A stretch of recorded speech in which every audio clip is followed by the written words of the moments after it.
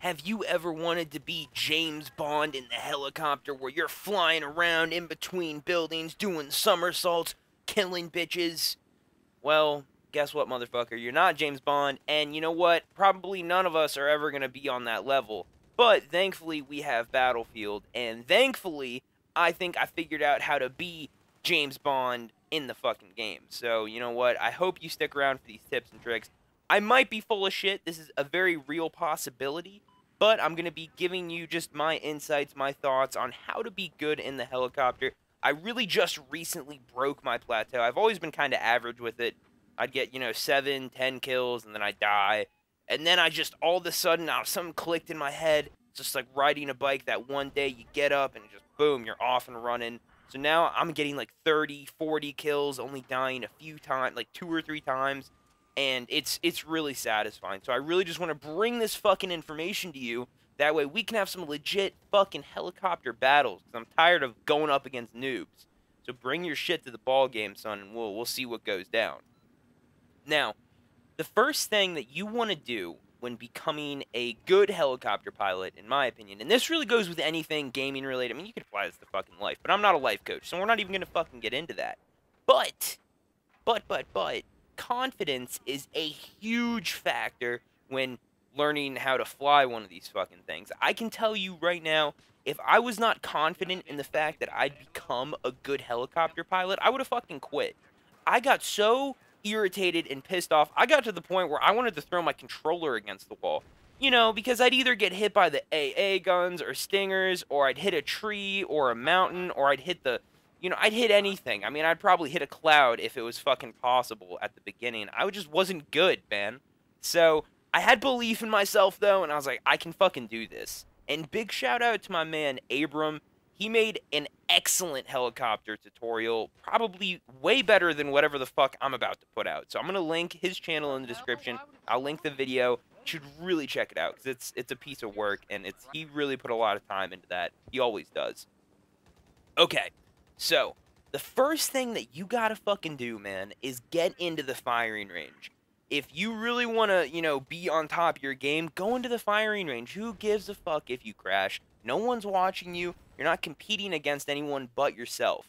For me, what I would do is I would deliberately try to follow that dirt road, and I would just fly as low as I fucking could. I'd be weaving in between trees. I'd be doing all of this crazy shit. And just go in a clockwise direction. Just go in the same direction over and over and over again until you just memorized it, until it feels natural for you to go in that clockwise direction. You're basically going right to left, NASCAR style. I think NASCAR's the other way, but whatever, Oh, he's making a right turn. Just keep doing that, man. Keep making those right turns. And then what I want you to do, swap it up. Go the other way, Just keep going the other way. Just stretch out those helicopter wings that you got going on. Go the other way. It's going to feel very unnatural. I promise you it's going to feel weird. But once you get a hang of that, and then once you feel like you can really expertly drive around this little test range, start flying under that narrow little bridge, try and get through there. Because if you practice in that unrealistic style, you will have that skill in your back pocket. And on top of that, when you're flying really high in the sky, you'll be able to just navigate better because you're training yourself to be really accurate in your movements and being able to just get around the map really efficiently, being very aware of how big your helicopter is. So if you hit a tree or something, when you're playing in a game when you're about to hit a tree, and you can stop yourself because you're used to flying so fucking low. Now, there's some downsides to flying low. I love to get really in people's faces. Dude, if I have the opportunity, I will roadkill someone with the helicopter. I promise you I will. If the opportunity presents itself, best believe I'm slamming into that person. But there are some downsides to this, because you're going to be more vulnerable to tanks. You're going to be more vulnerable to RPGs, which will just one fucking hit kill you. Now, you won't be as vulnerable to stingers or jets or other helicopters because you're so low to the ground. You're typically using the buildings as cover. You're typically using a lot of things as cover, so you can get away from those very easily. So, there are some pros and cons to flying really low. Tanks are a bitch, and you have to be very aware of what's going on around you. You can't just fly low to the ground and think you're James Bond. If you want to be James Bond, you have to be very aware. of your surroundings. Because that was my philosophy. I said, okay, I want to be James Bond in the fucking helicopter. That's my goal. You know, now I'm like a level 94, and I think I finally got there after like 180 hours of gameplay. You guys will probably get there much fucking quicker than me. Now, I kind of derailed the conversation here, but let's say that you want to fly really high in the sky. Let's say you don't like flying low to the ground. That's not your style. Okay, cool. What you can do is when you fly really high in the sky, you got to be aware of a few things. One, stingers. Stingers will fuck you up because you don't have any cover, and that's going to be difficult. You're going to be very vulnerable to other helicopters, and you'll be vulnerable to jets. So you really got to bear that in mind. Now, here's where I'm going to start to go a little deeper into my logic here. So I'm really speaking to the people who are just starting to pick up the helicopter and they know what I'm talking about. If you don't know what I'm talking about, just play around with it and you'll understand. So, if you decide to go really high in the sky and you decide to use ECM jammers, I don't understand why people do that. That's a death wish. If you go really high up where you have no cover, and you activate those ECM jammers, you're done. Because what happens is, when someone activates an ECM jammer, and all that smoke piles out of them, the rocket just starts doing a loop-de-loop in the air. It's like all you did was delay the inevitable. The rocket is most likely still going to hit you, except it's going to take a little longer. I love people that use ECM jammers and don't know how to use them. So you may be wondering, okay, well, what the fuck is the point of an ECM jammer? Now, let me tell you how to use ECM jammers to the maximum potential. When you are flying low on the ground, and someone shoots all these rockets at you, when you're getting targeted by 4 different people, and they all shoot rockets at you, go near a building, go near the ground, and when that rocket starts to make its loop-de-loop, after you activate your ECM jammer, then what it's going to do is it's going to hit the wall, it's going to hit the building, it won't hit you, and that's what you want. Activate ECM jammers when you're near cover. Don't activate them in the fucking sky, you just delayed the inevitable. You're still going to die.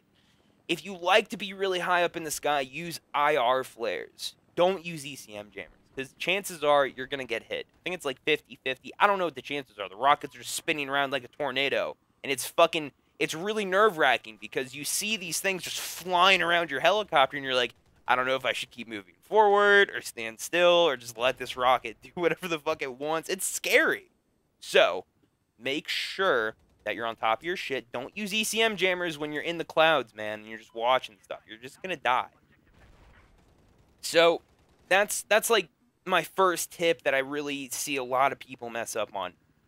My second tip, if you're trying to really break through whatever barrier you're in, and this is probably one of the most important besides the whole confidence bit that I just really rambled on about, make sure you understand where the front line of combat is. I see this mistake countless times. I made it countless times. I still kind of do.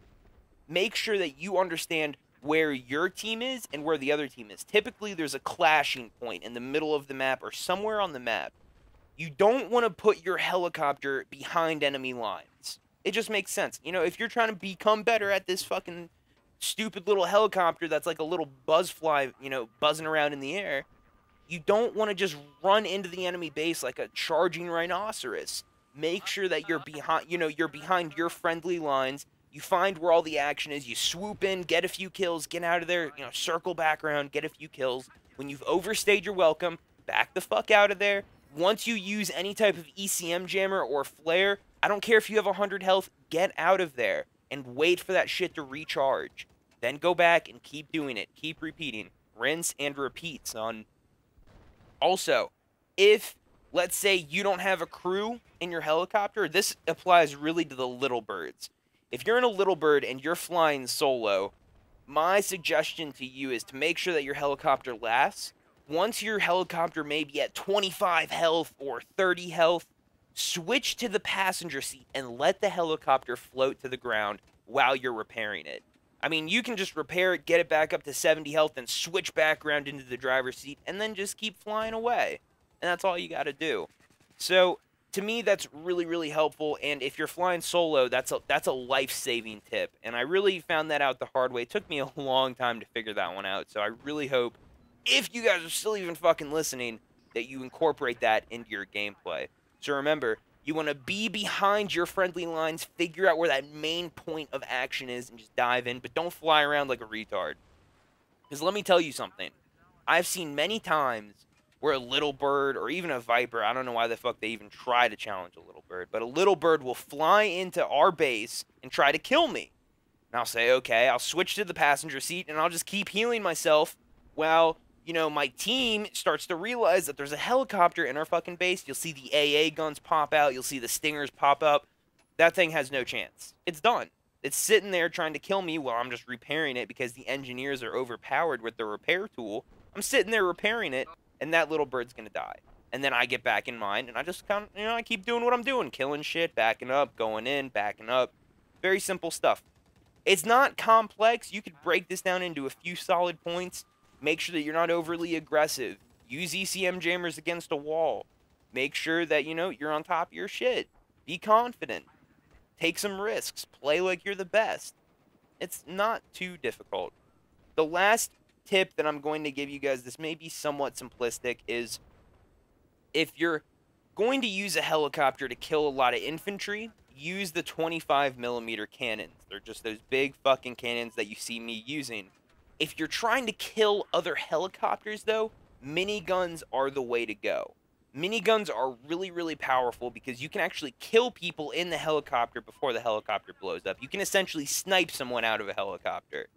And on top of that, they just do way more damage, way more rounds in the clip before they even overheat. I mean, you can essentially just keep firing them. So pick your style, pick what you want to do, and practice. At the end of the day, man, if you're still listening, just fucking practice. That's all you got to do. You could cut out the whole 11 minutes of this video. You can go all the way back to the intro, and just as long as you listen to the confidence and practice part, that's good. That's good. That's perfect, man.